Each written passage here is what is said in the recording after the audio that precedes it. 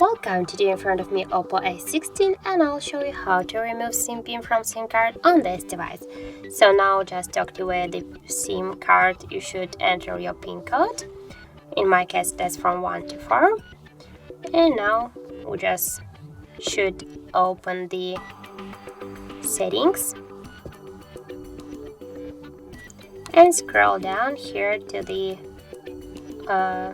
security section.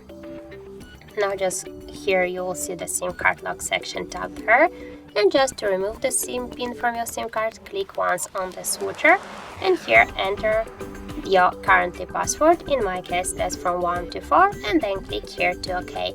And by this way you can remove the SIM pin from your SIM card.